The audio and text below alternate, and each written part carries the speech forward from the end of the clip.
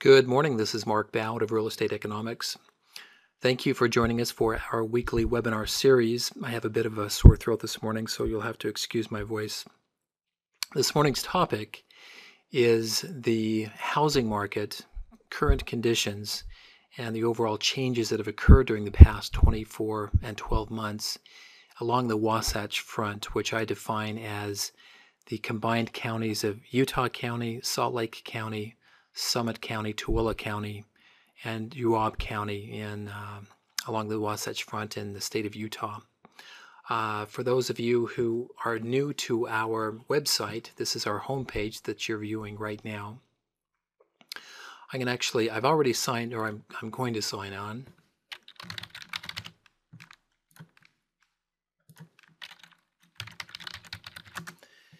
And then once I've signed on, I'm actually going to go to products. And this time I'll go to closings reports. This used to be called our housing transactions report. We changed it to closings report as it's really a summary of all of the closings which have occurred in a given market area. We cover a 13-state region. You can see we have data for Arizona, California, Colorado, Florida, Georgia, Hawaii, North Carolina, New Mexico, and so on, down to Texas, finally Utah and the state of Washington. I'm going to choose the two counties that we currently have product or database in, which is Salt Lake and Utah County. That's not the entire region, but of that Wasatch Front, those counties that I mentioned, it makes up about 98% of all transactions, the urban cores for these areas. We'll choose all of the cities within these regions, all of the zip codes, and then we'll filter it. I'm going to actually keep the filter open, keeping resale, new sale, foreclosure, and foreclosure sale transactions. I'm going to use just a 1-month period, the month of February, the most recent month for which we have data. I'll look at both single-family and condominium transactions, and I'll keep the price and square footage and bedroom and bathroom count open for now. Once I hit the summary, then you can see what loads onto our screen are all of the transactions in color-coded format on the shown map. You can see down at the bottom this pie chart shows you the share of product by the various types of transactions. 58% are resales, 10% are new home builder closings, which is actually up from where we've seen it during the past 24 months. 13% are foreclosures, very high. Those are shown by the red dots. That's high, but it's not as high as it has been in this particular market when it was pushing about 20% a year ago.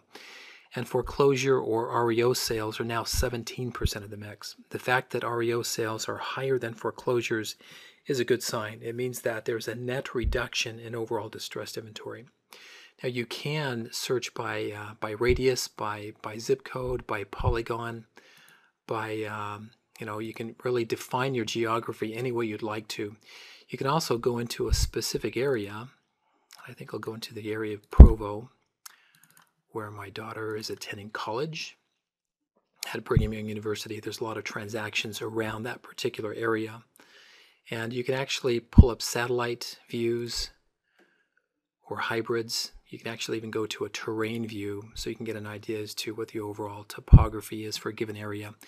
The mapping software is pretty powerful, and we welcome you to use that to really understand a given area in terms of its housing transactions, the topography, and everything else that's going on in that particular market area. I will keep the sample to the entire Wasatch Front area that we cover, and I'll run the reports. What's going on now?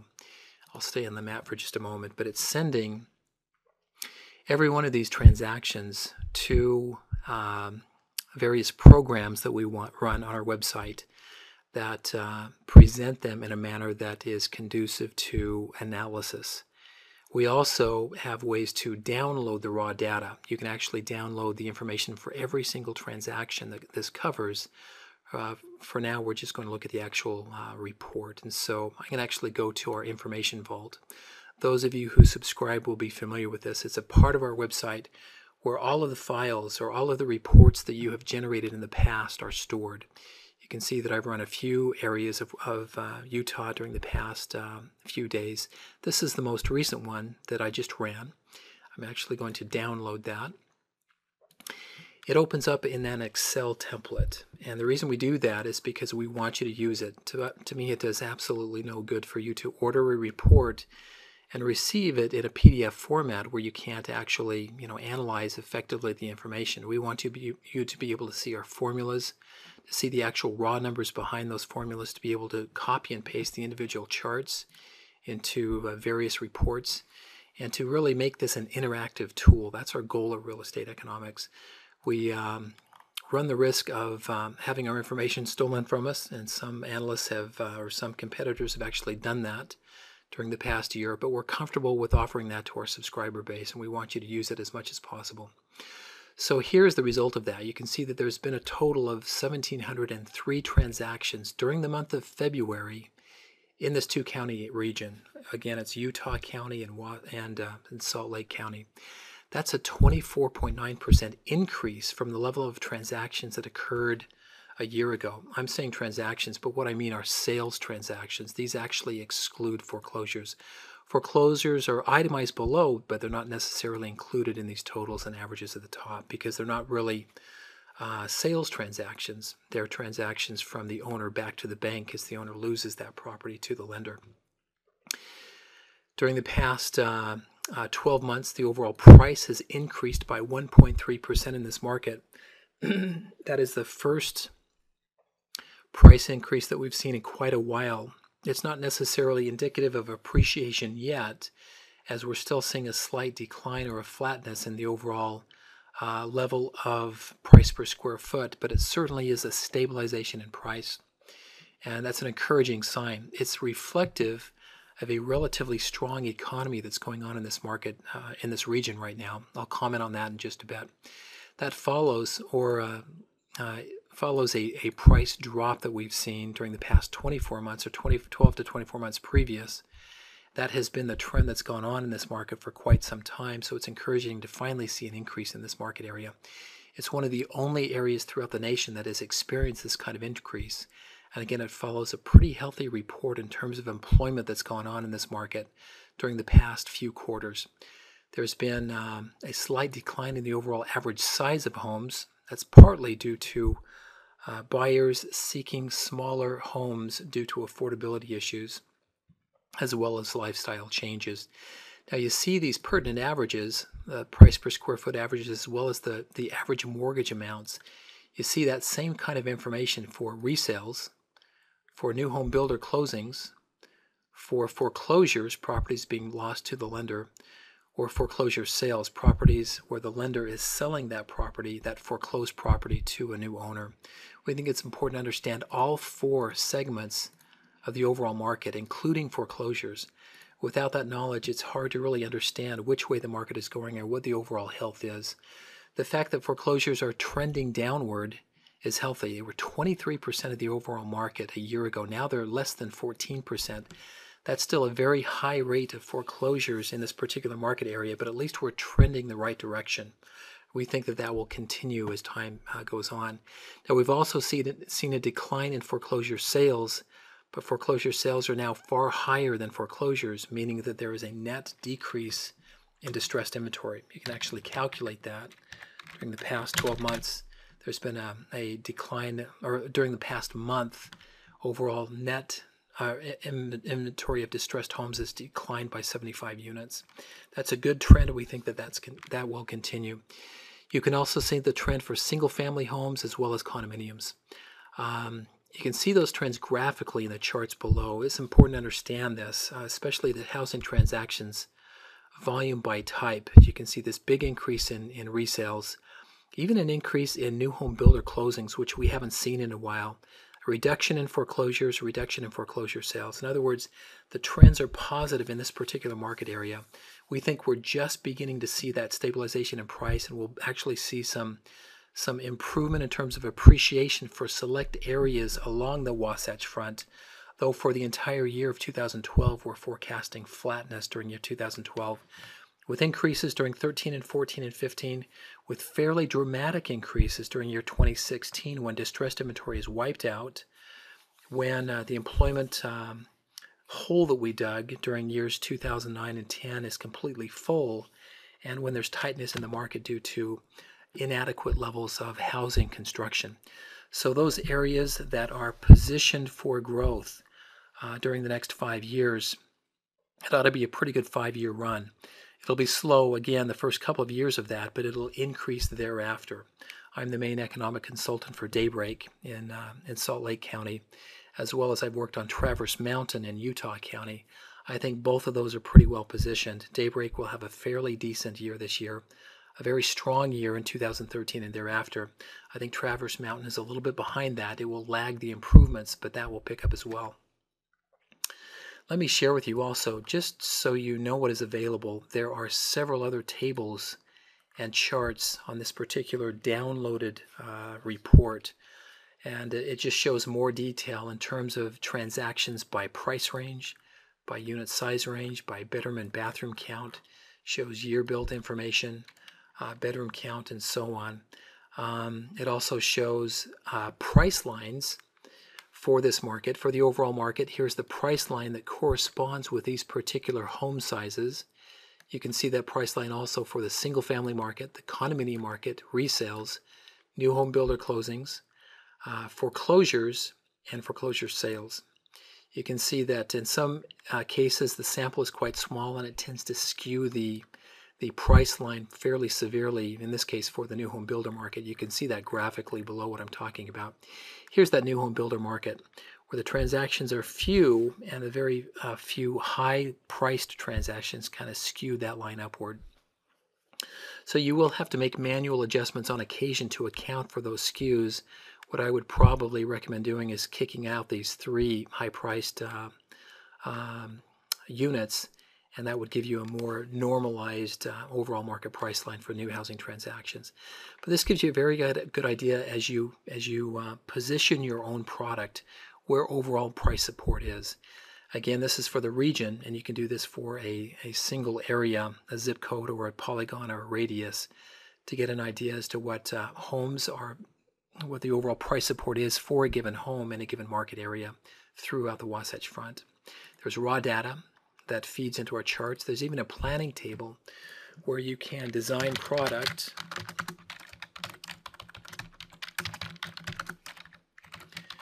and I'm just going to fill this out real quickly.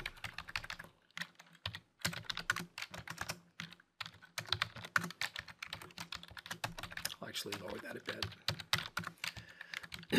just to show you a sample of the power of our particular database. I won't go into a lot of this detail in generating this, but I will produce a couple of different product lines.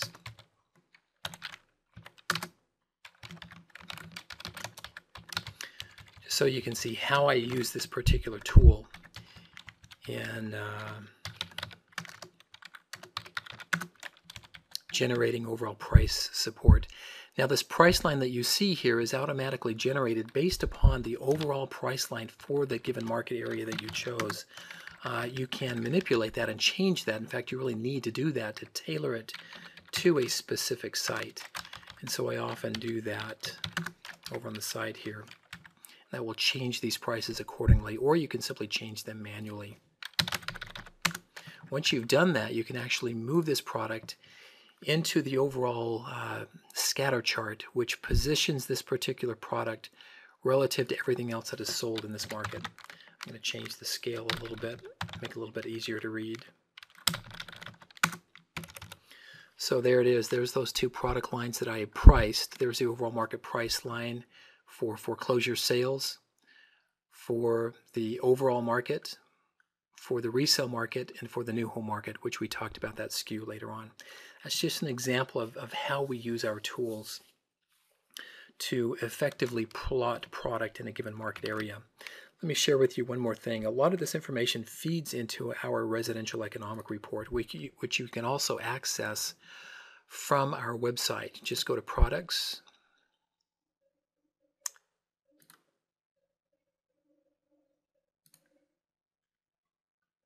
And from products, I'm going to go to Residential Economic Report. And you can pull from that report, well, you can see all of the areas that we cover throughout the nation, including the Wasatch Front area. And I'm going to go ahead and add that to my vault and open that up. And here is that report.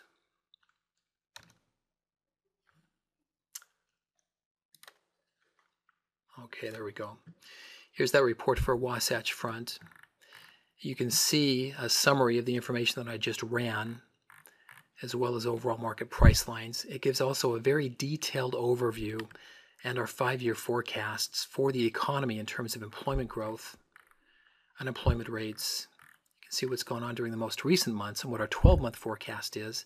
This is a very healthy report, I need to say, in terms of job growth during the past 12 months, an encouraging sign after so much loss during year 2010 and 2009. Our construction patterns, our building permits, distressed inventory, all kinds of information that feeds into our model. Now, I commented that we think that appreciation is going to be fairly modest during the next 3 years, and then we might see a pop in appreciation. Part of the reason I'm forecasting that is because of this model of overvaluation and undervaluation that we share, as well as oversupply and undersupply. Undersupply becomes fairly significant after 2015. We actually think we hit equilibrium by 2013 in this particular market. Then we think we enter into a fairly significant period of underbuilding in this market, as the pace of building, which we actually forecast to be fairly healthy after 2015, is not high enough to meet the demand that's created by economic growth. And the overall result of that is undersupply. We don't feel that now. Right now, we're at oversupply still in year 2012. But just in a couple of years, we think that emerges and begins to push prices upward. That combines with the normalizing of financial markets and lender rates to produce an environment of undersupply, undervaluation during years 2013, 14, and 15, which will translate into fairly modest rates of appreciation. And I'm going to show you those rates right here. 2% in 2013, 2.7% in 2014, basically flat in 2012, 3.5% in 2015, and here's our pop in 2016 and 17 at over 6% per year for those 2 years.